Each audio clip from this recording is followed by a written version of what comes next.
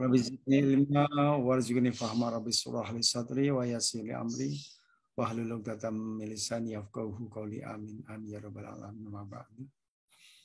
Kita belajar bersama-sama ya mengenai sistem peradilan pidana. Bagi kalian yang dulunya mengambil S1-nya hukum pidana, kemudian pernah mengambil mata kuliah SPP, saya kira ini hanya sebagai pendalaman saja ya. Baik, kita mulai.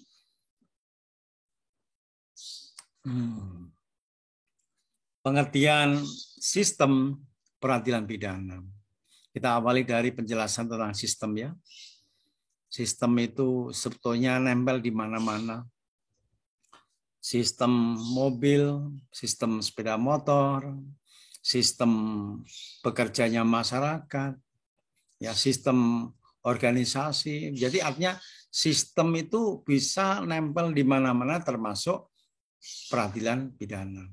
Para mahasiswa perlu diperhatikan bahwa dalam konteks sistem ini yang kita sangkutkan, kita pautkan dengan sistem ini adalah peradilan pidana, yaitu peradilan yang mengadili perkara-perkara pidana.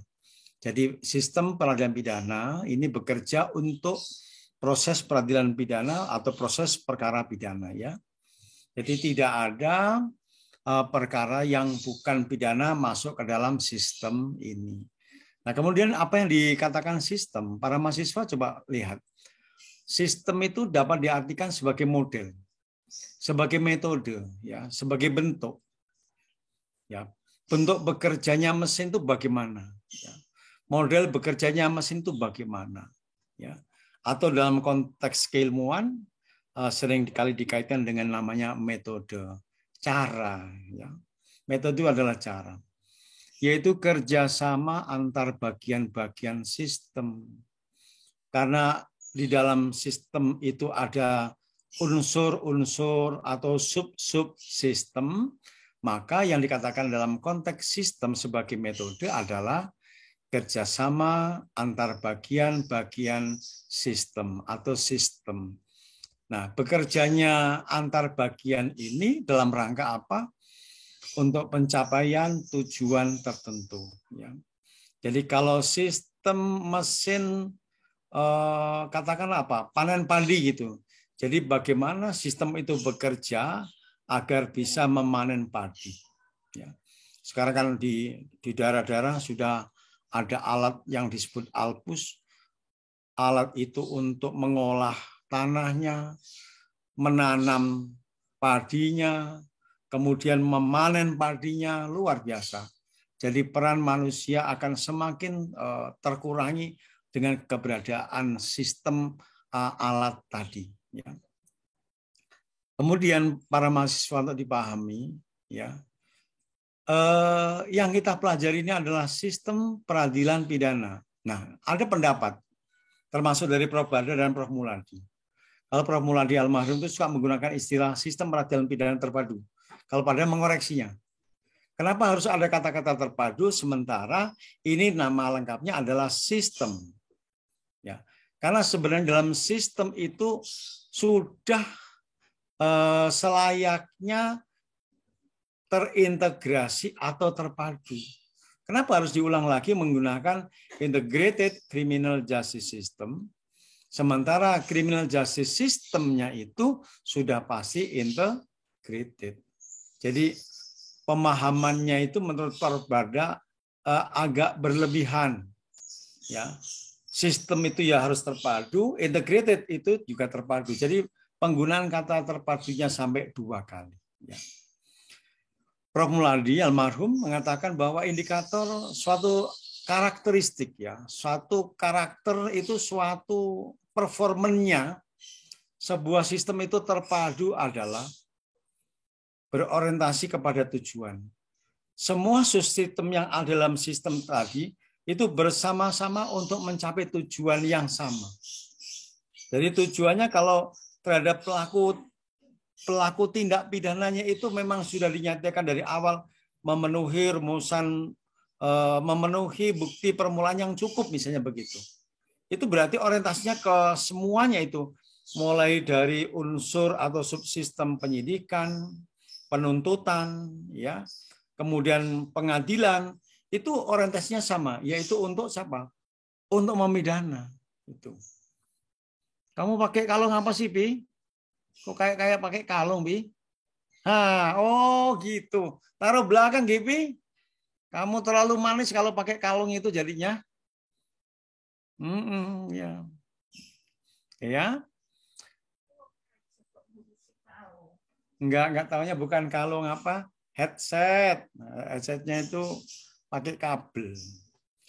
Kemudian yang gitu, Kepi. Kamu tambah gemuk, Pi, kayaknya, Pi. Tidur, bangun, makan, Pak, sekarang. tidur lagi, makan, tambah pipinya tambah gembul. Dulu waktu Pak ini bimbing skripsi kamu kelihatan kurus loh, Pi. Ini, aduh, naik berapa kilo? Gitu ya. Oke, alhamdulillah lah. Ya, alhamdulillah, Bang. Iya, Merpi mau maju ya, karena setiap orang punya potensi. Pak ini dorong kamu S2, Pi. Siapa tahu membangun masa depan nanti. Baik, yang keduanya dia harus bersifat menyeluruh. Selain purposive behavior, berorientasi kepada tujuan yang ingin dicapai. Kemudian yang keduanya harus menyeluruh. Tidak tindakan yang bersifat parsial. Tidak sendiri-sendiri, tapi bersama-sama. Seluruhnya itu tidak boleh saling menahan, membatasi, menghalangi, tidak boleh. Ya. Begitu perkara itu masuk ke dalam sistem, itu bersama-sama sudah sepakat harus tuntas sampai dengan putusan pengadilan. Itu, ya. Karena apa? Menyeluruh itu dipandang lebih baik dari sekedar penjumlahan dari bagian-bagiannya. Dibanding dengan aktivitas satu per satu, itu akan lebih baik dilakukan secara menyeluruh. Ada holism, ada totalitas dari masing-masing subbagian. Itu yang dikatakan yang namanya sistem. Sistem tersebut selalu berinteraksi dengan sistem yang lebih besar atau sistem yang lain. Walaupun yang kita bangun adalah sistem peradilan pidana dalam aspek hukum pidana, tapi dia harus ada komunikasi, ya, ada saling berinteraksi. Tidak boleh hanya mengatakan hukum pidana itu paling hebat, yang lainnya itu nggak ada apa-apanya. Tidak boleh. Seperti pada waktu membuktikan adanya kebenaran, mewujudkan keadilan, itu kita membutuhkan bantuan dari ahli ilmu yang lain. Ya. Siapa misalnya? Dari sistem ekonomi, ya, dari sosial, budaya, dari politik, dan hankam, serta masyarakat dalam arti yang luas sebagai sebuah super sistem. Artinya, sistem yang dibangun dalam sistem peradilan pidana harus bersifat keterbukaan.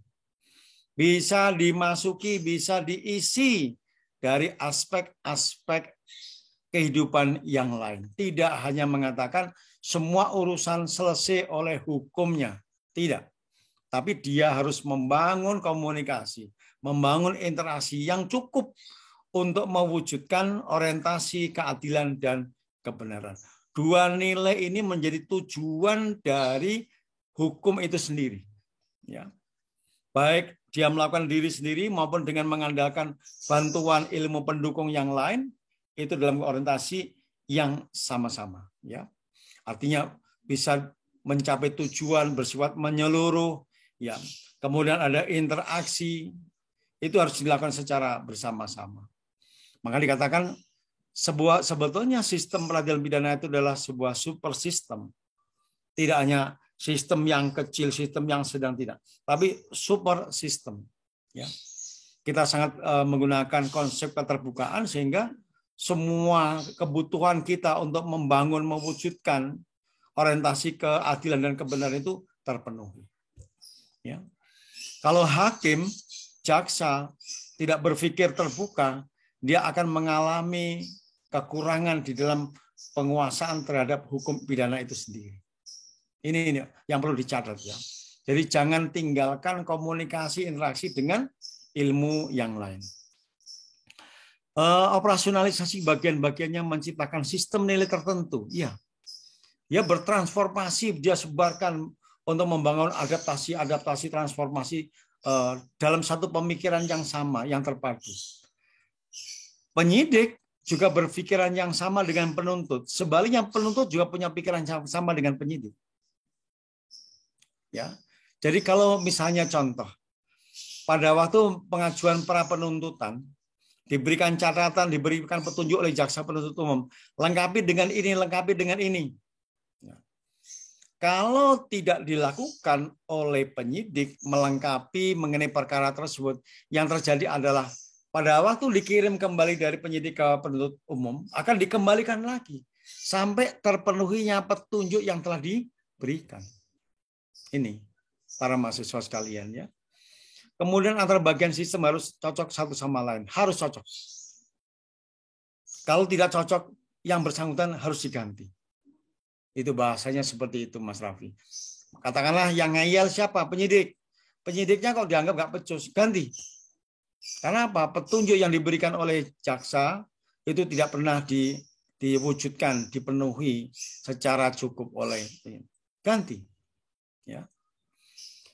Kemudian adanya mekanisme kontrol dalam rangka pengendalian secara terpadu. Ini sangat penting ya. Mekanisme kontrol itu bisa jadi eksternal maupun internal. Tidak mungkin suatu sistem dijalankan tidak ada yang namanya pengendalian, pendampingan. Ya, ada mekanisme kontrol yang dijalankan. Karena apa? Untuk membangun terwujudnya keadilan dan kebenaran. Jadi artinya begini. Satu bagian berusaha maksimal untuk mewujudkan kedua nilai tersebut. Tapi ada yang oknum, misalnya menjalankan transaksional. Ya. Dia sudah tahu perkara ini melanggar terhadap 5 pasal, gitu, misalnya begitu. Yang 2 tinggi-tinggi, yang 3 rendah atau sedang gitu. Nah, yang 2 ditransaksionalkan. Kalau kamu mau pasal ini saya hilangkan, ada transaksinya sebesar ini. Nah, itu maksud Pak ini begitu. Ya. Ya walaupun mungkin belum terjadi, kalau prediksi Pak ini suatu saat atau mungkin sudah terjadi yang namanya memperjualbelikan pasal demi uang, demi diturunkannya ancaman sanksi pidana. Itu udah umum, Mervi. Itu udah umum. Hal-hal begitu itu. Ya. Meskipun kadang-kadang orang tidak mengakui, tapi mudah-mudahan melalui pembelajaran-pembelajaran begini kita menjadi tahu penegakan hukum tidak selalu yang namanya berkualitas, unggul, maju, dan seterusnya. Tidak. Seringkali ada munculnya oknum. Oknum itu bisa sebagai pelaku utama di dalam penyidikan, di dalam penuntutan, maupun orang yang bisa membeli perkara itu. Ya. Di Lampung ini sudah biasa orang mengatakan kalau ada keluarga tersangkut dengan perkara, apa yang mereka lakukan? Beli perkara itu. Ini Mervi. Beli perkara bayar. itu. Ya. Ya. Apa itu, Al? Apa yang dibayar? Iya, kita bayar perkaranya, nanti kita minta diringankan hukumannya. Iya, betul itu. Kamu paham itu. Memang betul, Al. Nyari link juga, Pak, tapi Pak. Nyari link dulu siapa yang bisa. Iya, kita harus udah nyari link dulu, Pak, yang utama, Pak. Cari link dulu mau kemana, terus baru. Wah. Kita temuin dulu, dulu akarnya dulu, Pak, yang penting tuh, Pak. Kayaknya ada yang pengalaman ini. Enggak, Pak, cuman pernah. Kata orang aja, Pak. Kata orang ya, terlindung di balik kata orang itu. Enggak, kata orang aja, Pak. Ya, pernah lihat sih, Pak. Dan memang kenyataan itu terjadi. Makanya ada disertasi yang tentang transaksional dalam perkara hukum pidana. Itu memang ada. Dan tidak sesuatu yang hil mustahil ya. Pasti ada terjadi. Baik, setelah kita melihat indikator karakteristik terpadu dalam sistem itu apa? Ada 6 ya kriteria. Kita lihat. Apa yang dikatakan ciri peradilan pidana itu sebagai suatu sistem? Apakah dia terpadu ataukah tercerai-berai? Ya. Banyak ya informasi yang kita dengar, penanganan perkara itu tertunda-tunda. berlama-lama itu. Pak ini kemarin menjadi saksi ahli di salah satu Polres itu ya. Ternyata perkara ini itu sudah sekian lama dibiarkan. Padahal orangnya itu sangat membutuhkan kepastian hukum yang diberikan oleh aparat penegak hukum. Ya. Kasus mengenai tanah, kasus mengenai lahan, itu banyak sekali. Kalau berhadapan, ini memang menjadi satu penyakit di kita ya. Orang yang nyalinya kecil, karena misalnya udah merasa perkara ini nanti melibatkan orang-orang besar itu. Kenapa harus berkecil hati dalam begitu itu? Ini kejadian. Ya, jadi ada faktor penghambat di dalam penegakan hukum itu kadang-kadang juga aparatnya atau memang si pemilik perkara itu memang luar biasa upayanya. Yang tadi Pak Eni katakan, berapapun harganya kita beli perkara itu. Nah itu Rin, banyak Rin itu di Metro juga begitu. Iya Elmi, banyak itu. Pak. Nah besok iya, kalau di sini juga banyak Pak. Yang mana El? Gitu, kan Ada, nggak boleh sebutin dong. udah kayak iya. ini sih Pak, udah kayak kebiasaan, jadi kayak budaya sih kayak gitu. Budaya, Pak. ya budaya mereka bekerja. Kita mau nge-cut dari sekarang juga udah susah Pak kalau udah budaya Pak. Udah Ya, aturannya.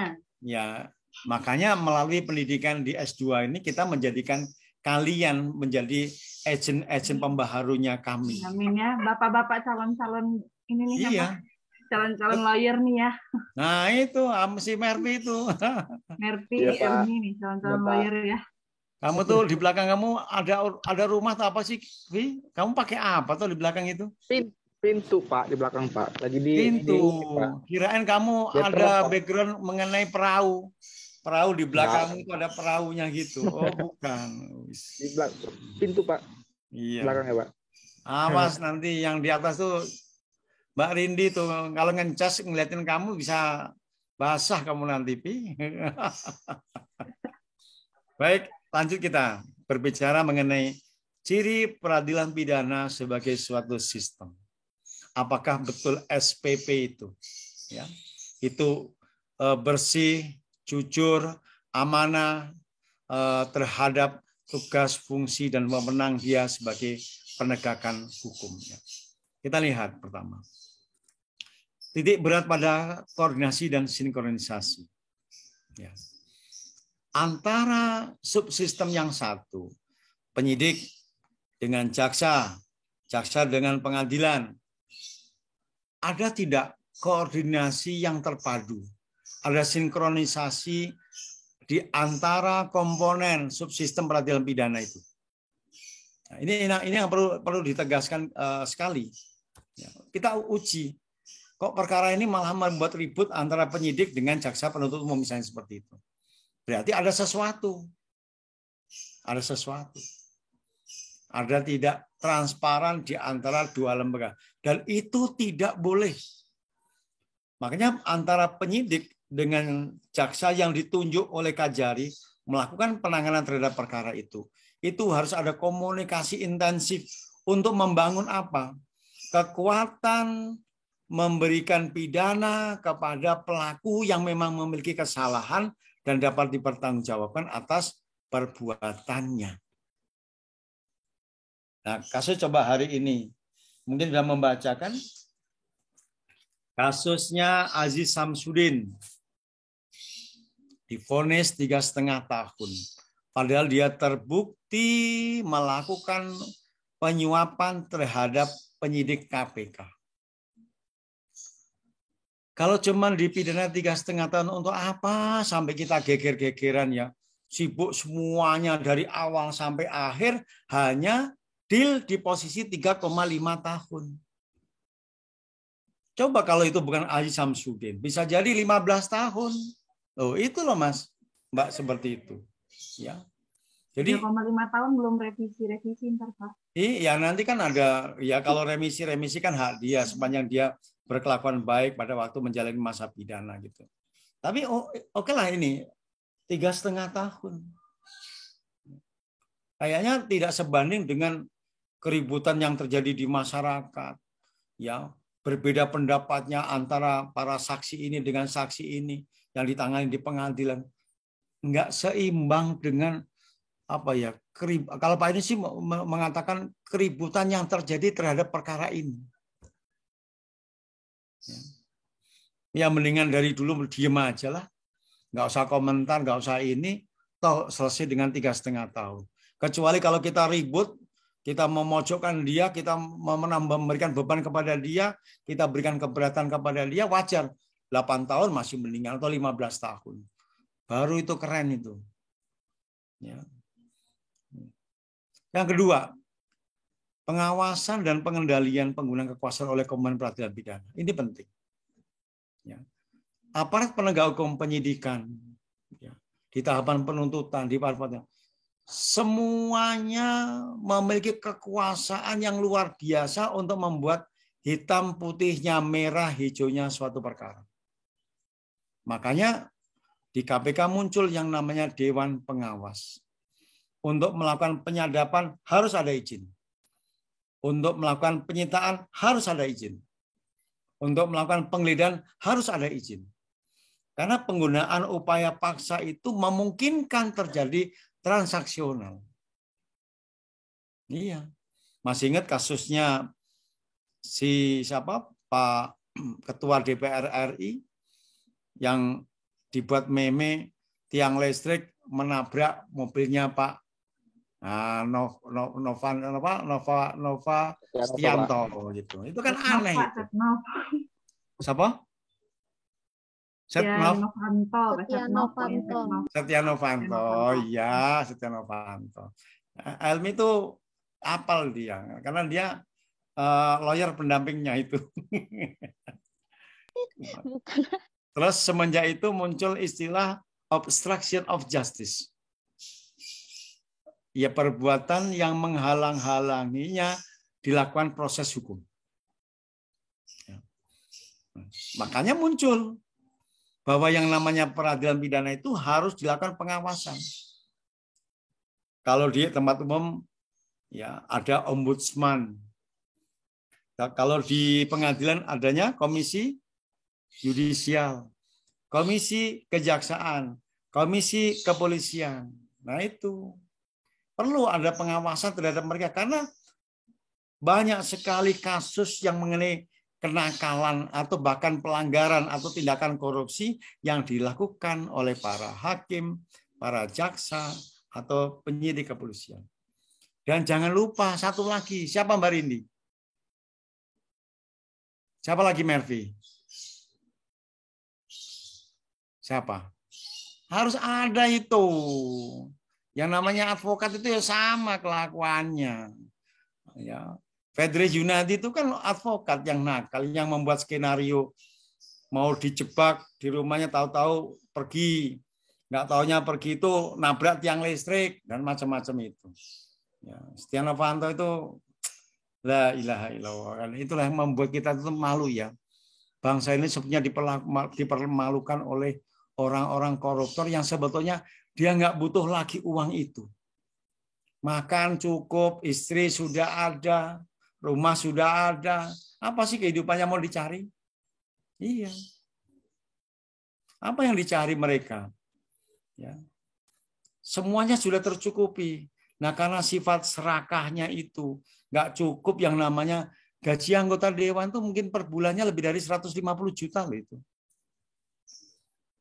Iya, makanya kamu siap-siap nyalon menjadi anggota partai politik gitu. Jadi Mervi nanti dari kalangan HMI masuk menjadi Ya, apa Pak, gitu. Iya. Pak Eni, izin Pak Eni. Ada Tadi Pak Eni mantap. saya baru masuk. Itu Pak Eni bilang tadi Haji Samsudin divonis 3,5 tahun penjara. Rendah.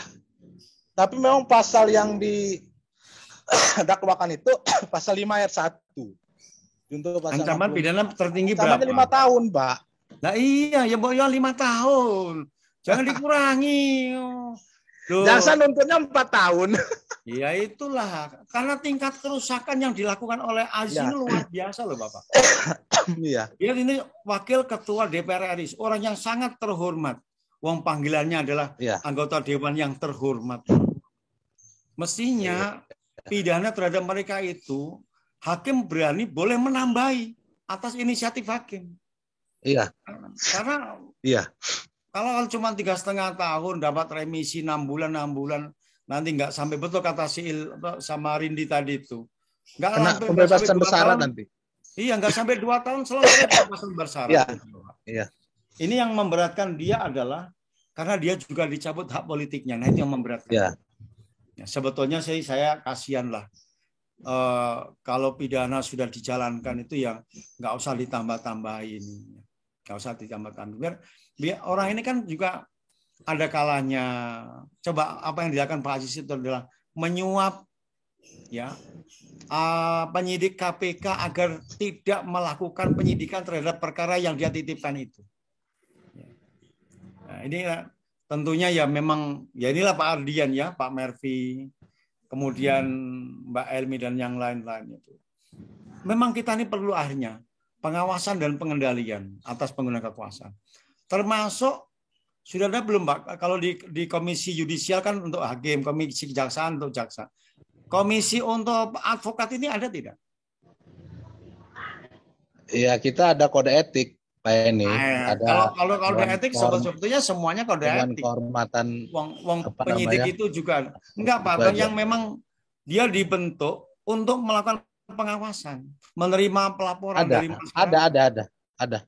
Dewan Kehormatan Advokat ada. Kalau Dewan Kehormatan itu kan dibentuk secara ini Pak, ad hoc.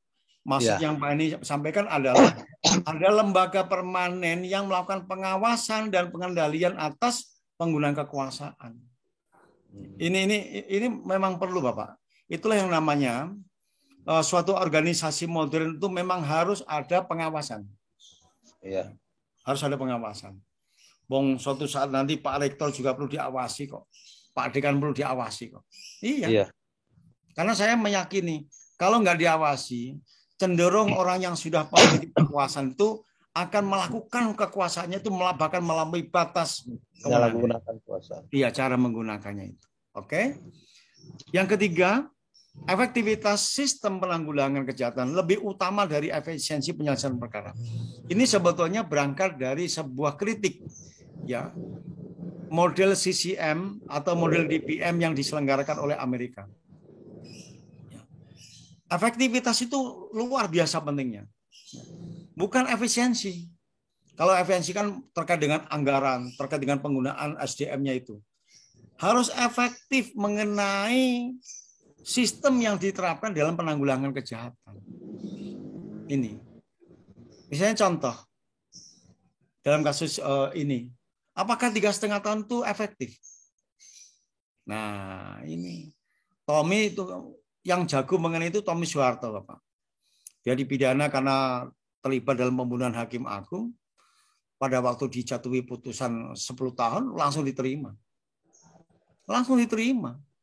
Tidak perlu ada komentar, padahal waktu itu ya pengacaranya ya pengacara bapaknya semuanya. Pada waktu dia dipindah dari Cipinang menuju ke mana? Ke Nusa Kambangan, terima. Luar biasa. Karena apa? Ya namanya bapaknya bekas presiden, dia punya cara untuk mungkin semalam 2 malam di LP Nusa Kambangan, malam berikutnya sudah berada di Jakarta. Bisa jadi seperti itu. Ya. Sangat memungkinkan seperti itu. Ya. Nah, inilah yang perlu didorong adalah bagaimana sistem penanggulangan kejahatan itu harus efektif. Ya, tidak perlu mempertimbangkan dari sisi efisiensi dalam penyelesaian perkara, tidak perlu. Tapi betul-betul pidana itu efektif dijalankan. Berikutnya, penggunaan hukum sebagai instrumen untuk menetapkan the administration of justice. Penggunaan hukum sebagai instrumen, sebagai alat. Ya. Ini juga sangat penting sekali, Bapak. Makanya ada mata kuliah administrasi perkara yang dikelola oleh Prof. Maroni itu. Contoh sederhana, kadang-kadang sistem administrasi yang nggak baik, orang itu melakukan konkursus realis di sejumlah tempat. Kemudian melakukan kejahatan di tempat yang lain, ya, yang barangkali tidak terendus mengenai kejahatan-kejahatan di tempat lain, karena sistem administrasi yang kurang bagus. Yang terjadi apa? dianggapnya perbuatan itu bersifat tunggal. Ya. Sementara seharusnya terjadi konkursus realis, perkara-perkara lain yang dilakukannya itu bisa masuk dalam kelompok jenis atau sejenis yang harusnya menjadi pemberat terhadap pemidanaan yang dia lakukan. Ini yang kita bisa mengkategorikan Bapak dan Ibu ya. Apa ciri dari suatu peradilan pidana itu sebagai suatu sistem.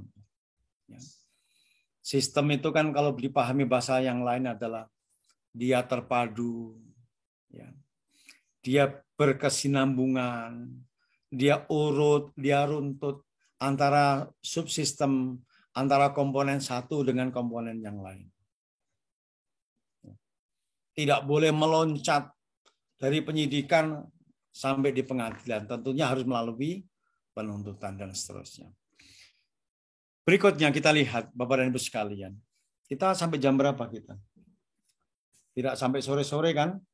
Sampai jam 17.20 ya. Nanti paling lamanya di situ. Pak Ardian itu ada di rumah apa di mobil? Oh, sudah di rumah. Ya udah, baguslah. Marvi masih di belakang perahu ya.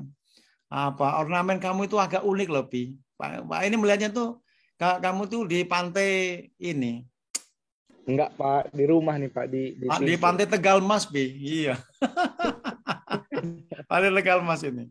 Mana Elmi tadi? Suaranya ada tapi manusianya enggak ada ini. Wah. Ya. Kamu tuh di mana sih, Mi? Elmi? Kok kayaknya di tengah kebun gitu? Mbak Rina Surantina yang mana ini? Kok nggak kelihatan orangnya? Rin? Rina. Rina Porindol. Iya, Rina. Pak. Rina itu, Pak. Malu. Kalau Mbak Elmi biasa di pengadilan agama itu, Pak. Iya. Elmi udah pengalaman. Dia paling dekat dengan Bu Putri Melati ya, yang mediator di pengadilan agama ya. Kemarin, ini Putri. Iya, dia Dwi Putri. Iya. Dwi Putri. Kami membiasakan Pak karena di S3 itu ada putri 2 orang.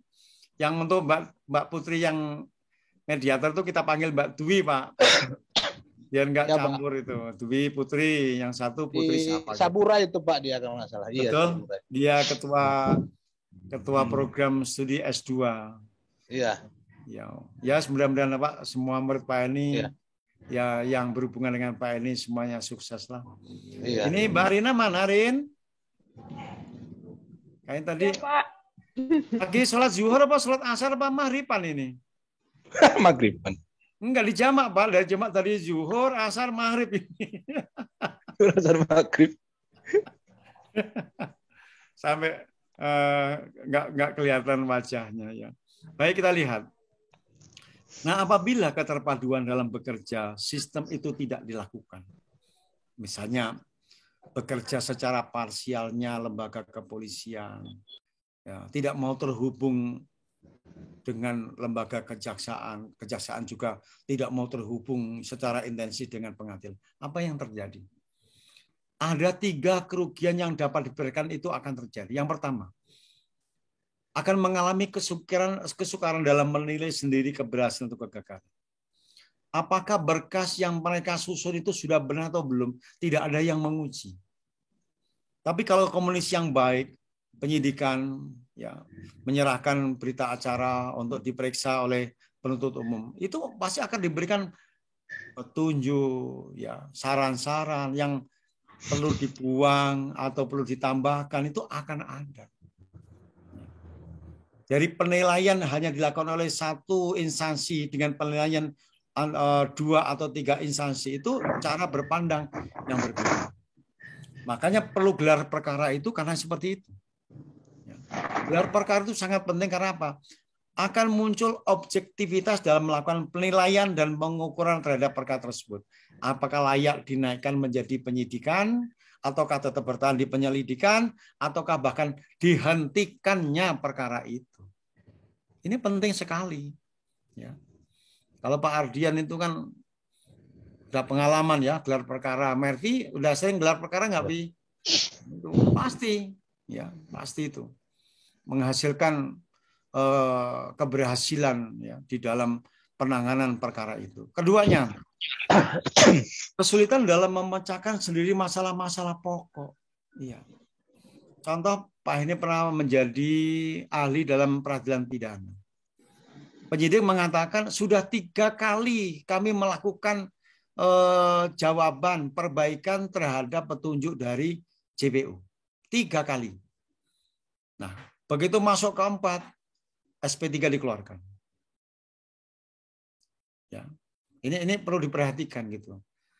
Memang tidak ada ketentuan yang membatasi berapa kali yang namanya pra penuntutan. Tapi berdasarkan surat edaran dari 3 lembaga muncul bila sudah 3 kali dilakukan belum ada ini, ya, maka bisa dihentikan oleh penyidik. Ini yang jadi kadang-kadang ya. Memang ada kesulitan dalam memecahkan masalah itu. Tapi kan tidak mungkin sebuah organisasi modern berlama-lama membiarkan perkara itu menumpuk yang akhirnya dari basi dan terlupakan. Ini yang nggak boleh. Ya. Dan nanti kalian akan merasakan sekolah sama-sama mendapatkan pengajaran yang sama dari Pak ini. Pada waktu menjalankan nanti kan berbeda. Ya, nanti Pak Mervi jadi apa, Bu Rina jadi apa, Mbak Rindi jadi apa, Mbak Emil jadi apa, itu nanti kan bisa jadi akan mengalami apa yang dikatakan keterpaduan yang tidak bisa dilakukan itu dalam sistem. Ya. Yang ketiga, karena tanggung jawab masing-masing instansi sering kurang jelas untuk dibagi. Ya. Meskipun masing-masing lembaga itu sudah punya prosedur di dalam menjalankan pekerjaannya, tetap ada yang namanya belum sinkron, belum harmonisasi di antara kelembagaan. Maka setiap instansi tidak terlalu memperhatikan efektivitas menyeluruh dari SPP. Kadang-kadang juga harus diselesaikan, ini sudah cukup dinyatakan layak dari misalnya penyidikan. Kalau sudah layak, sudah cukup, ya segera harus dilimpahkan kepada lembaga berikutnya. Tidak boleh ditahan berlama-lama. Sementara pengalaman Pak ini itu banyak perkara yang kadang-kadang ditunda, sampai 2 tahun perkara itu dibiarkan mangkrak. Ini kadang-kadang apa ya? Mobilnya enak rasanya. Ya. Pak ini sampai nggak sempat ngurusin. Gara-gara ngajar hari ini mulai numpuk jam 7.30, jam 10, jam 1:30, kemudian jam 3:30. Aduh, kerjaan alhamdulillah diselesaikan sama anak-anaknya. Oke ya, jadi ada kendala yang akan terjadi bila sistem itu tidak dijalankan secara integrated, secara terpadu. Ya. Nah, oleh karena itu, Bapak dan Ibu sekalian, SPP itu dipandang sebagai sistem penanggulangan kejahatan. Karena melalui upaya, usaha yang dilakukan oleh masing-masing subsistem itu dalam kerangka untuk menekan, menghilangkan, menghapus kejahatan. Polisi mau menangani perkara itu karena apa? Agar orang yang ditangkap, diproses dalam upaya paksa ini tidak diikuti oleh orang lain. Tidak diulangi lagi oleh yang bersangkutan. Makanya konsep yang dibangun adalah sistem SPP ini dalam sistem penanggulangan kejahatan. Baik dalam konteks pencegahan maupun dalam penanggulangan kejahatan itu sendiri. Berarti usaha untuk mengendalikan kejahatan agar berada dalam batas-batas toleransi masyarakat. Kejahatan itu ditekan terus-menerus agar tidak naik, tidak muncul banyak.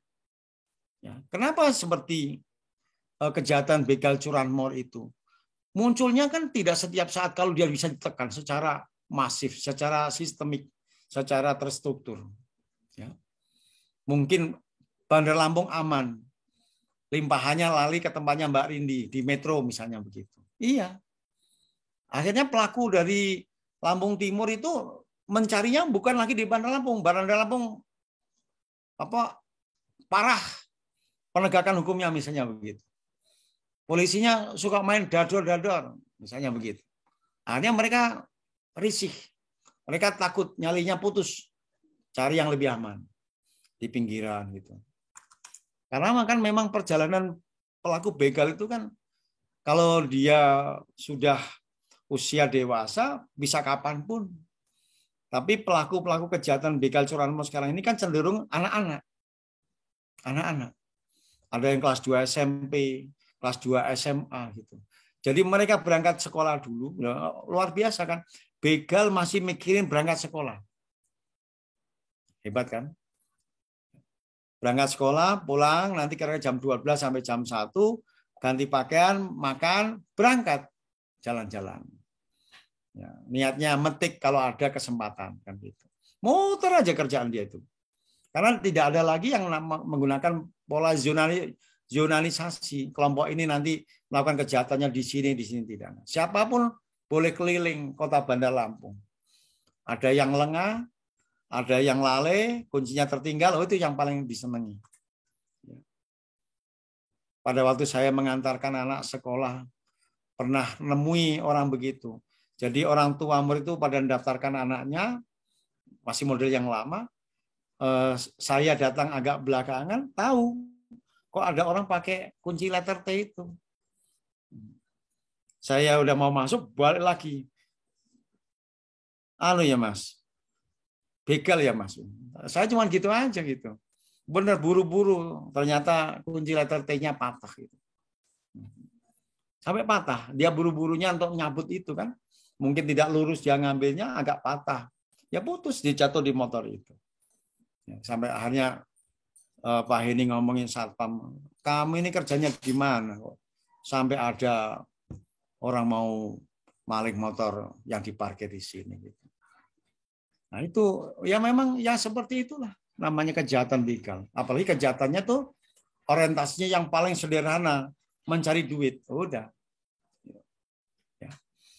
Nah di sini sistem ini dianggap berhasil SPP bila sebagian besar laporan atau keluhan saja dari masyarakat itu yang menjadi korban dapat diselesaikan dengan diajukannya pelaku dibawa ke pengadilan, diputus bersalah dan dipidana. Ya udah senengnya bukan main si korban ini. Tapi coba kehilangan motor zamannya Merpi apa? Merpi itu 2000 berapa? Itu 17 apa 16, Pi? 2017 ya, Pak. 17 barengannya Merisa ya. Iya, Pak. Nah, Merisa itu selama bimbingan dengan Pak Heni 3 bulan itu kehilangan motor 2 kali. Cerobohnya luar biasa. Semuanya hilang itu kalau nggak salah di Kampung Baru, Pi. Mau ngeprint hilang. Mau ngobrol dengan temannya untuk diskusi skripsinya hilang 2 kali. Ya. Makanya dia komitmennya saya segera nyari pekerjaan, cari uang yang banyak, nanti motor ayah mau saya gantiin Pak Heni. Luar biasa. Mudah-mudahan tidak hanya sekedar motor, Pi. Udah Pak bapaknya dibeliin truk untuk kerja sekalian aja lah kan gitu. Amin, Pak. Amin ya. Ya anak yang solehah yang masih memikirkan orang tuanya. Gitu Rindi masih mikirin orang tuanya. Tawa dia ini. Iyalah Pak, saya juga mikirin orang tua, makanya saya sekolah S2 ini. Nanti bekerja Pak sebagai lawyer top ya gitu. Udah deh Pak, mikirin Iya. Pak. Apa? Jadi PNS. Apa aja lah Pak. Oh, nah, kerja kok apa aja lah gitu. Kerja tuh pilihan. Jadi istri pejabat Oh gitu, langsung jadi pejabat. Ya gampang Pak.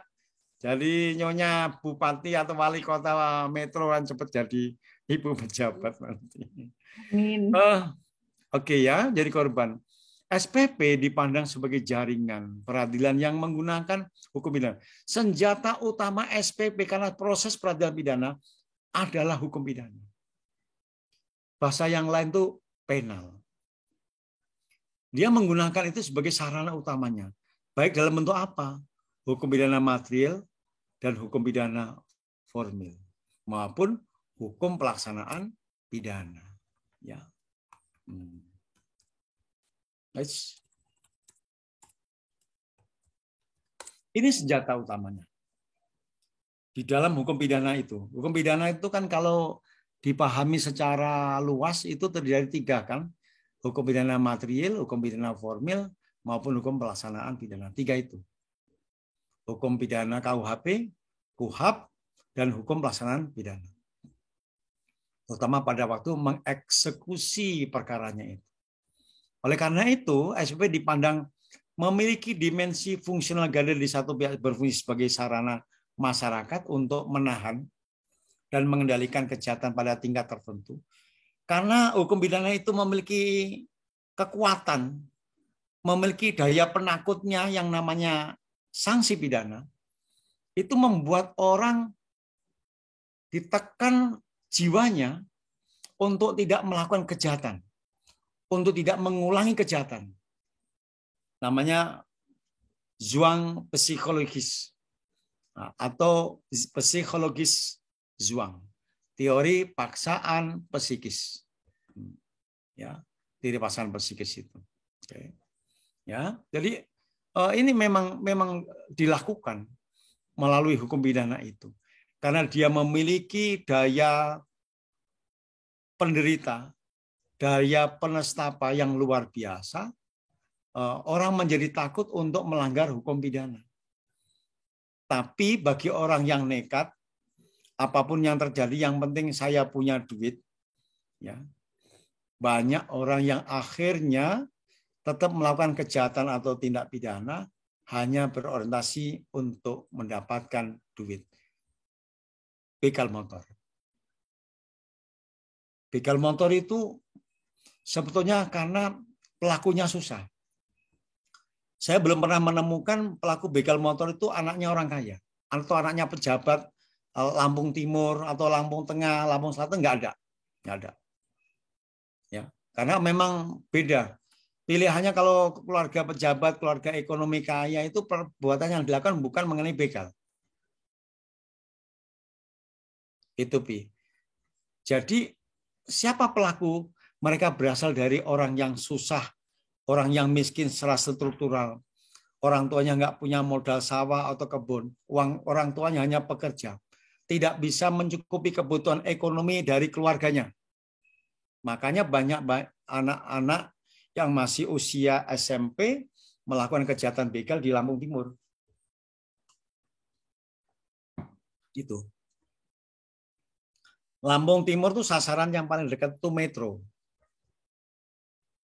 Metro itu saya sering waktu masih mengajar di UM Metro itu sering dapat cerita dari para satpam. Satpam Metro tuh gagah-gagah, Pi. Nggak kayak satpamnya Unilang, kecil-kecil. Satpam Metro tuh tinggi-tinggi itu. Ya, tinggi-tinggi.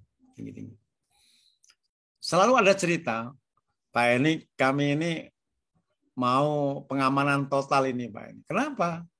Asal mendekati orang bayar SPP, UKT, bayar kosan, ya waktunya orang bayar kos, waktunya anaknya mulai kuliah, itu pasti angka kejahatan curanmor di Metro tinggi. Betul nggak Rin itu, Rin? Iya, kamu yang kuliah apa kuliah sana? Betul itu. Iya. Makanya penjagaan yang dilakukan oleh para satpam di kampusmu itu langsung ditingkatkan. Itu. Tanpa kamu tahu kan? Iya, nggak tahu sih, Pak. Nggak Jujur, tahu. nggak tahu. Iya, padahal itu. Satpamnya sih, Pak. Iya. Ya paling enggak dia menggiring orang yang tidak dikenal itu digiring untuk keluar, enggak usahlah mengambil di sini. Ya kalau UM itu tuh paling gampang pengamanannya, enggak seperti di Unila. Makanya pintu belakang Unila kadang-kadang ditutup, dibuka itu karena untuk menghambat perpindahan pelaku begal dari Unila ke luar Unila. Kalau Metro itu begitu terdengar ada motor hilang langsung tutup depan pintu parkir depan itu. Iya kan cuma satu jalur sih, Pak. Ya, Mau kabur bingung. makanya Awas, Pak, aman. belakang. Ya kalau kita waktunya sholat zuhur kok kita nggak bisa keluar dari kampus kan? Karena di sana agak unik, Mervi. Mungkin kamu nggak tahu ya. Kalau jam 12 mendekati tutup. ya azan, tutup pintu gerbang. Siapapun nggak bisa keluar dan masuk. Waktunya sholat, kita sholat jamaah bareng-bareng. Yang udah kadung nunggu di luar ya nunggu sampai mendekati jam 1:04 baru dibukakan pintu. Ya, makanya kampusmu, kampus UM itu tuh bisa dikendalikan mengenai pencurian kendaraan bermotor. Ya. Ini yang dikatakan. SPP yang ada itu mempunyai dimensi fungsional ganda di satu pihak, berfungsi sebagai sarana masyarakat untuk menahan dan mengendalikan kejahatan pada tingkatan tertentu. Misalnya angkanya 0, dikendalikan terus, diusahakan tidak akan pernah terjadi yang namanya kehilangan motor. Ya. Ya, kemudian di lain pihak berfungsi untuk pencegahan sekunder. Sekunder itu apa? Ya tergantung dari tujuan yang ingin dicapai oleh pengelola kampus itu tadi. Ya. Kampus Unila ini sebetulnya sudah lebih bagus dibanding beberapa tahun silam. Ya. Parkir sudah diatur sedemikian rupa, dikendalikan ini. Tapi yang kadang-kadang yang jadi masalah itu adalah mahasiswanya sendiri yang parkir motor sembarangan, tidak di tempat yang seharusnya. Ya. Suka parkir di mana dia bekerja. Nah, gampang parkir, masuk ke ruangan, keluar parkir sudah bawa motor. Tapi pilihan dari pegawai mahasiswa yang seperti itu juga mengenakan dari pelaku curanmor. Ya, pelaku curanmor itu kalau tidak salah 1,5 menit sudah dapat motor 1. Lebih dari 5 menit ditinggal. Ya, karena begitu banyaknya orang yang teledor untuk memarkirkan kendaraan tanpa adanya tambahan kunci pengaman. Ya, cocok kan? Ya. Apa itu yang dikatakan dengan berfungsi untuk pencegahan sekunder, yaitu mencoba mengurangi kriminalitas di kalangan mereka yang pernah melakukan tindak pidana. Dan mereka yang bermaksud melakukan kejahatan melalui proses deteksi, pemindanaan, dan pelaksanaan pidana. Pak ini pernah menjadi kepala sekolah sore ekstensi. Kalau saya begitu ditunjuk seperti itu, yang saya beresin parkir. Parkir harus ada tempat yang melindungi. Saya minta itu. Kemudian saya buat tulisan, dilarang duduk-duduk di atas motor, ya, di tempat parkir. Karena memang ternyata saya mendapat informasi pelaku itu sering menyamar sebagai mahasiswa, kemudian dia duduk di atas motor, dia memilih motor yang ingin dia ambil. Nah, saat ada kelengahan, entah satpam, entah mahasiswa, disitulah dia mulai beraksi. Ya. Tetap ada kejadian di Fakultas Hukum. Tapi alhamdulillah selama 3 tahun masa pengelolaan Pak Heni di ekstensi, alhamdulillah 0 kasus kehilangan motor. Alhamdulillah ya. Ya. Oke, dari sini saya mencoba masuk ya kepada aspek yang untuk pengertian SPP. Para mahasiswa, diskusi kita dari penyampaian materi Pak Heni dari awal sampai jam 16.43. Ya, kita akhirnya masuk ke dalam satu pemahaman. Apa yang dimaksud dengan SPP itu? SPP dimaknai sebagai suatu sistem dalam masyarakat. Ya, masyarakat yang dimaknai bukan masyarakat yang sempit, tapi masyarakat dalam arti yang luas. Masyarakat pendukung hukum, masyarakat pelaksana hukum, dan macam-macam. Yang orientasi semua masyarakat yang tergabung dalam sistem ini untuk menanggulangi kejahatan atau tindak pidana. Makanya SPP itu kadang-kadang metamorfosenya seperti Siskamling, sistem keamanan lingkungan dalam pembentuk regu ronda malam, itu bagian dari SPP. SPP secara makro itu dipahami seperti itu. Sistem yang dibangun masyarakat, sistem keamanan. Sistem yang membangun ketahanan keamanan masyarakat itu dikuatkan oleh masyarakat itu sendiri. Ya. Dalam kerangka apa? Untuk menanggulangi. Pak ini katakan di depan tadi, istilah menanggulangi itu ada 2 sisi. Mencegah dan menanggulangi. Timbulnya kejahatan. Timbulnya tindak pidana. Timbulnya pelanggaran hukum. Di masing-masing kampungnya itu. Kampung Pak Heni ini setiap jam 12 malam tutup pagar. Tidak bisa ditembus dari belakang. Yang bisa menembus cuma satu-satunya saya, Pak Ardian. Karena saya pun punya pintu di belakang. Nah, punya belakang itulah saya bisa keluar sendiri. Mau jam 3 malam, saya bisa keluar. Tanpa harus ngomong dengan penjaga. Karena saya punya pintu sendiri. Nah, itu. Pintu saya itu di perbatasan. Di perbatasan portal itu. Saya. Kalau mau masuk di perumahan Puskut ini, Bukit Sukabumi Indah, harus di depan. Dari pintu bypass. Harus seizin mereka. Kalau pintu belakang, yang Pak ini pintu belakangnya nggak ada. Nggak ada petugas memang. Ya disuruh nunggulah sampai pagi. Jam 5 tutup, buka, jam 12 tutup, jam 12 malam. Yang kedua, SPP diartikan sebagai menanggulangi, mengandung arti untuk apa? Mengendalikan kejahatan agar berada dalam batas-batas yang bisa ditoleransi oleh masyarakat. Kita tidak mungkin menghapuskan, menghilangkan kejahatan. Yang bisa kita lakukan adalah mengendalikan. Kampung Pak ini termasuk, alhamdulillah ya, sedikit aman dari curanmor. Tapi kemarin kita dihentakkan oleh kejadian di sebelah kiri rumah Pak ini itu, motor yang barusan beli cash, belum ada plat nomor, sudah diambil orang. Alangkah kasihan. Dulu pernah kejadian di bawah. Terjadi. Tapi berhenti. Dalam sekian bulan nggak ada lagi itu. Kalau yang di belakang Pak ini, yang perumahan yang sebelahnya itu, mobil dari developernya pernah hilang. Ya. Karena parkirnya mungkin tidak bagus, tidak menjaga terhadap keamanan mobil. Masih agak sembarangan orang memarkir kendaraannya, ya. SPP adalah sistem pengendalian kejahatan yang terdiri dari lembaga kepolisian, kejaksaan, pengadilan, dan lembaga pemasyarakatan. Keempat lembaga ini bahu-membahu menjalankan proses peradilan pidana. Siapa yang kebagian menangkap, mendapatkan laporan, diproses, terpenuhi unsur tindak pidananya, terpenuhi alat buktinya, limpahkan kepada kejaksaan, kejaksaan menyiapkan surat dakwaan, limpahkan kepada pengadilan, mulai diproses di persidangan. Nanti bagaimana hasilnya? Apakah dipidana, dibebaskan, ataukah dilepaskan? Kalau dipidana, nyemplunglah kepada lembaga pemasyarakatan. Kan begitu. Diolah di sana, dibina di sana. Kalau dia lulus, cepat keluar. Tapi tidak melakukan pengulangan lagi.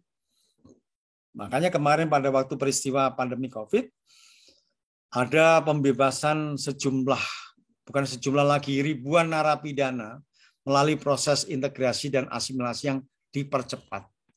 Tapi hasilnya menunjukkan sebagian dari narapidana ini, ya, atau ex narapidana ini mengulang kembali kejahatan awalnya. Yang begal lagi, yang curanmor, ya curanmor lagi. Inilah kadang-kadang orang diberikan kemudahan oleh negara, diberikan pembebasan lebih awal, ya, karena agar tidak tertular oleh virus COVID di dalam lembaga. Nah, inilah kadang-kadang yang terjadi di kita adalah seringkali masyarakat tidak memanfaatkan situasi semaksimal mungkin, ya. Yang kemudian yang terakhir, dalam SPP terdapat komponen yang bekerja sama dalam sistem ini, yaitu kepolisian yang sampaikan. Nah, 4 komponen ini bekerja sama membantu suatu integrated criminal justice administration. Bapak dan Ibu sekalian, ada diskusi mengenai kita ini? Silakan. Silakan kalau ada pertanyaan. Kalau tidak ada, silakan. Oh iya, silakan. Titipan ini di si Rindu tiba-tiba keluar Pak Eni karena laptopnya mati. Oh iya, nggak apa-apa. Terus lewat HP belum ditarik-tarik sama Mas Rohim katanya. Apa itu HP-nya? Tadinya kan pakai laptop, ya. Laptopnya tiba-tiba mati, keluarlah. Nah, terus mau naik lagi sama Mas Rohim tarik lagi. Tolong sampaikan Bang katanya. Iya ya. Nggak apa-apa. Ada mau kita diskusi silakan. Kalau tidak saya coba singgung yang terakhir ya untuk hari inilah. Nah, SPP itu dipandang berhasil apabila sebagian dari laporan itu bisa selesai ya Bapak, sampai dengan penjelasan. Nah, sebetulnya SPP itu menggunakan sarana yang negatif untuk bekerjanya sistem itu. Makanya dikatakan SPP ini sering itu memproduksi segala sesuatu yang bersifat unwelfare, yang tidak menyejahterakan. Unwelfare itu kan tidak menyejahterakan. Bahkan dalam skala besar. Ribuan atau mungkin sudah mencapai jutaan orang yang dipidana menggunakan pidana penjara. Untuk mencapai sesuatu yang welfare atau yang menyejahterakan. Terutama terhadap orang yang tidak dipidana. Ya, jadi pelaku kejahatan itu dipidana menggunakan cara yang tidak enak agar menciptakan keenakan. Yaitu masyarakat yang bukan pelaku kejahatan itu masih bisa tidur nyenyak, dia merasa aman, dia merasa terlindungi. Karena apa? Pelaku kejahatannya sudah diisolasi di dalam lembaga pemasyarakatan. Tapi juga muncul masalah yang baru.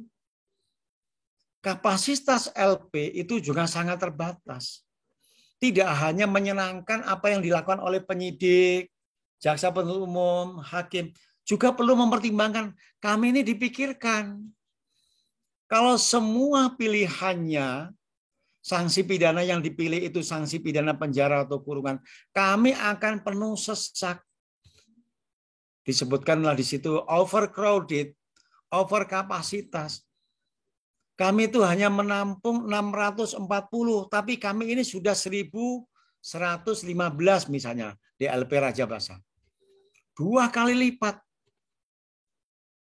Nah, ini kan perlu dipikirkan secara dalam proses peradilan pidana yang terpadu tadi.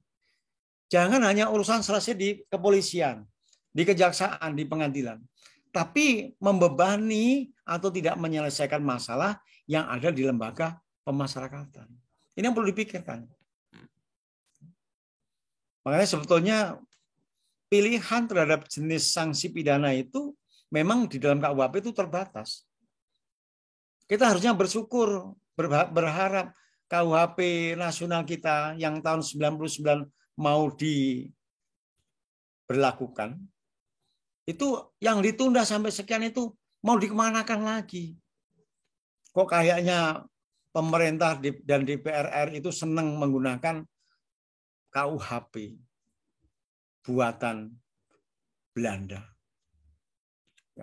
Kurang senang dengan KUHP buatan kita sendiri. Ini ada apa? Ada apa dengan pilihan-pilihan yang seperti ini? Bapak dan Ibu sekalian, ya, untuk menutup dari pertemuan hari ini, saya ingin melihat sebenarnya SPP itu diadakan, itu diorientasikan mencapai tujuan apa?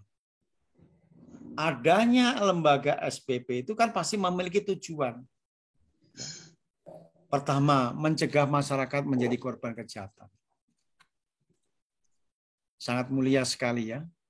Ya, mencegah masyarakat menjadi korban kejahatan. Karena apa? Pelaku-pelakunya sudah ditangkapi, dimasukkan ke penjara. Keduanya, menyelesaikan kasus kejahatan yang terjadi sehingga masyarakat puas bahwa keadilan telah ditegakkan dan yang bersalah telah dipidana. Baru yang ketiga, mengusahakan agar mereka yang pernah melakukan kejahatan tidak mengulangi lagi kejahatannya. Karena proses pembinaannya dinyatakan berhasil. Ya. Nah, oleh karena itu, di dalam mencoba merumuskan tujuan SPP, kita mau lihat apa tujuan yang ingin dikehendaki dalam jangka pendek. Meresosialisasi dari pelaku kejahatan. Pelaku kejahatan itu dianggap sebagai pelaku deviant behavior, pelaku yang menyimpang. Nah, coba melalui proses pembinaan terhadap warga binaan pemasyarakatan di lembaga pemasyarakatan, orang menjadi jera, orang menjadi kapok, orang tidak mau mengulang lagi kejahatan. Baik kejahatan yang sejenis maupun dalam kelompok jenis. Kemudian jangka menengahnya dilakukannya pencegahan kejahatan. Dan jangka panjangnya adalah membangun kesejahteraan sosial. Ini para mahasiswa sekalian ya. Apa yang kita pelajari itu sebagai sebuah sistem yang lengkap ya. yang lengkap inilah yang dikatakan harus nanti menghasilkan output yang seperti yang kita kehendaki. Tujuannya adalah mereka begitu masuk kepada LP harus bisa dimasyarakatkan kembali. Banyak perilaku yang kadang-kadang melanggar ketentuan masyarakat, sekarang dengan dididik yang benar, menjadikan dia lulus bisa menjadi anggota masyarakat yang baik ke depannya. Dengan SPP kita bisa melakukan pencegahan kejahatan. Karena dengan SPP kita bisa mengendalikan kejahatan yang ada. Dengan SPP kita bisa membangun kesejahteraan sosial. Memang satu dilema ya, negara berkembang seperti Indonesia itu tidak akan bisa menuntaskan mengenai keinginan seluruh masyarakatnya. Sangat berbeda ya dengan negara maju seperti Swedia, Norwegia. Itu dia memiliki sebuah sistem yang memungkinkan orang tidak lagi memikirkan mendapatkan hasil uang itu dari kejahatan. Seperti gambaran, motor yang sekarang lagi diincar para pelaku curanmor adalah merek Honda dengan jenisnya Beat, misalnya seperti itu. Bapak dan Ibu, para mahasiswa, saat beli motor Beat itu bisa di atas mungkin 15 jutaan gitu ya. Tapi Bapak tahu tidak, motor yang sudah dibegal di curanmor itu dijual penada berapa? Nggak pernah lebih tinggi dari 3 juta, Bapak dan Ibu. 2 Meskipun juta baru setengah. sekali. Berapa? 2,5 sampai 3. Iya, makanya Pak ini katakan tidak pernah melebihi dari 3 juta. Dan itu pun tidak dibayar kontan oleh penadah. Dengan alasan sekalian saja nanti biar jumlah uangnya banyak. Gitu. Karena apa? Penadah juga membutuhkan dana. Dengan apa? Menjual motor yang ditadah tadi. Nah, satu orang itu pelaku yang metik motor itu pembagiannya nggak pernah lebih dari yang namanya 300 atau 400. Angka 500 per motor itu sangat luar biasa. Ini Bapak dan Ibu sekalian. Nah, artinya sebetulnya melalui tindakan dia membegal pun tidak bisa membangun kesejahteraan.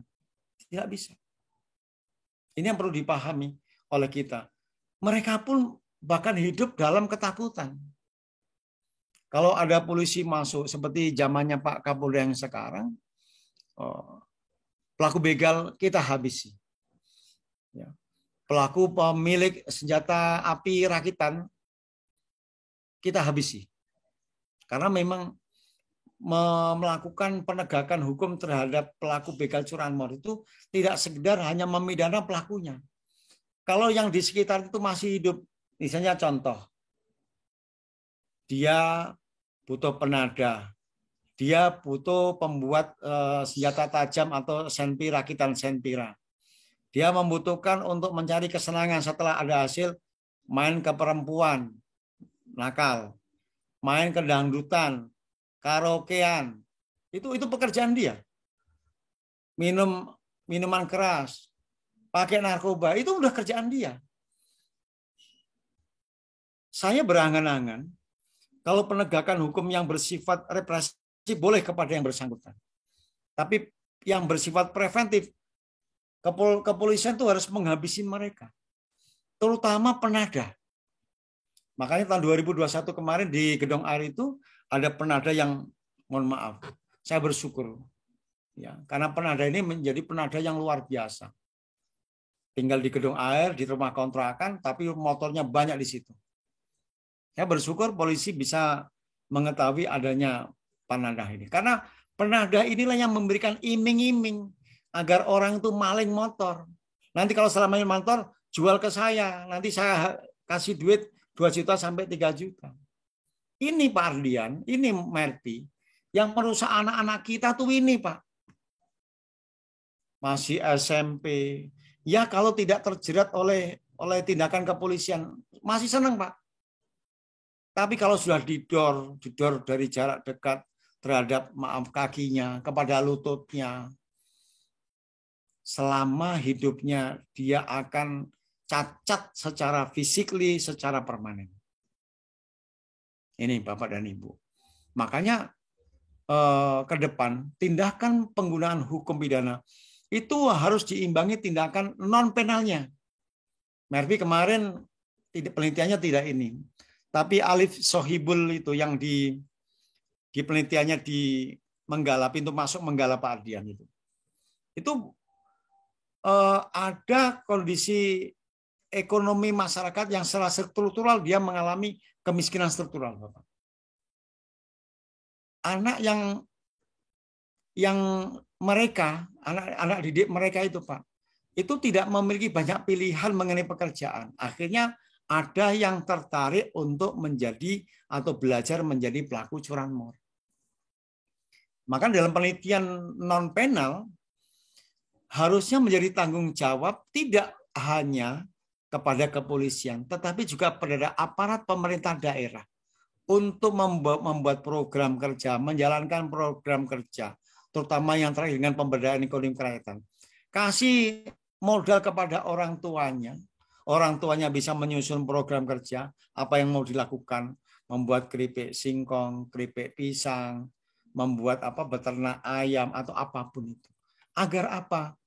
Membangun kekuatan ekonomi lokal mereka itu sama-sama bagus. Kalau orang tuanya punya uang, diharapkan anak-anak itu tidak terjun, tidak berbaur dengan pelaku curanmor. Sebetulnya efeknya di sini. Makanya dikatakan penegakan hukum itu berhasil. Iya berhasil. Karena anaknya ditangkap, masukkan ke penjara sekian tahun. Atau anaknya ditembak mati, pulang dikirim dalam bentuk padi ke Jabung, ke Gunung Pelindung, ke Way Jepara, ke Melinting, dan seterusnya. Tidak itu yang kita harapkan. Makanya pemerintah daerah, Lampung Timur, Lampung Tengah, yang menjadi sentranya para pelaku begal, atau Lampung Selatan, itu bergegas. Bangun daerahnya terutama orientasi kepada orang tua pelaku begal dan anaknya itu. Ya. Artinya, dalam sisi hukum pidana, penegakan hukum itu tidak hanya mengandalkan hukum pidana, tapi juga hukum yang lain, hukum administrasi, hukum keperdatan atau apa.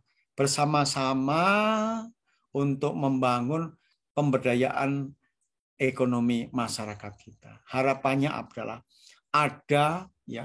ada penahanan, artinya menahan gerakan anak-anak muda yang ingin larut menjadi pelaku curanmor itu tertahan karena keberhasilan ekonomi orang tua. Pak, ini akhiri pertemuan hari ini sampai jam 17.02. Waktu masih ada 18 menit. Kalau Bapak dan Ibu masih ada yang mau kita diskusikan, silahkan.